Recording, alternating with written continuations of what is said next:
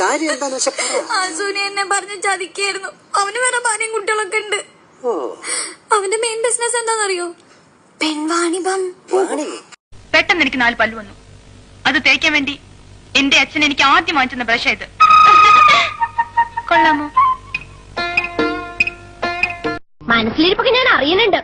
ഒരു റെപ്രസെന്റേറ്റീവ് അല്ല ഇന്ദു, റെപ്രസെന്റേറ്റീവ് രണ്ടും ഒന്ന് തന്നെയാ. ഇന്നലെ അമ്മച്ചി എന്നെ പറ്റി വല്ലതും പറഞ്ഞോ? ആള് ഞാൻ വിചാരിച്ച മാതിരി അല്ലല്ലോ. അയ്യോ ഞാനോ? അമ്മച്ചി ചുമ്മാ പറയുന്നതാ. അങ്ങനെ മുഴുവനും ചുമ്മാതല്ല, പക്ഷെ കൂടുതലും ചുമ്മാതാ. Love affair ഇല്ലാത്തതാണോ? ഏതൊരു മുസ്ലിം പോയാൽ? അതാ ഞാൻ പറയാൻ വന്നേ. സത്യം കേൾക്കണോ? അഷ്റഫിനെ ഞാൻ കാണുന്നത്, അഷ്റഫ് എന്ന പുള്ളിക്കാരന്റെ പേര്.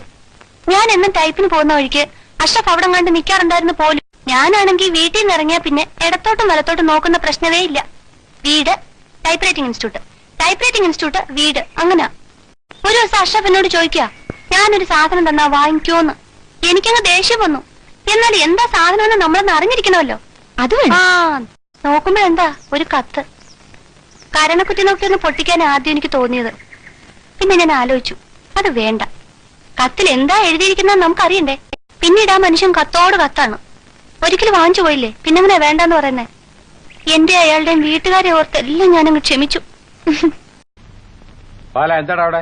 ഞങ്ങളിവിടെ ഒരു സൊസൈറ്റി രൂപീകരിക്കുന്നതിന്റെ എപ്പോഴും ഇങ്ങനെ പറഞ്ഞാൽ ശരിയാവൂല. നിന്റെ കയ്യിലെ ലോക്കറിന്റെ താക്കോലുണ്ടെന്ന്. അതിന് താക്കോൽ എന്റെ കയ്യിലില്ലല്ല.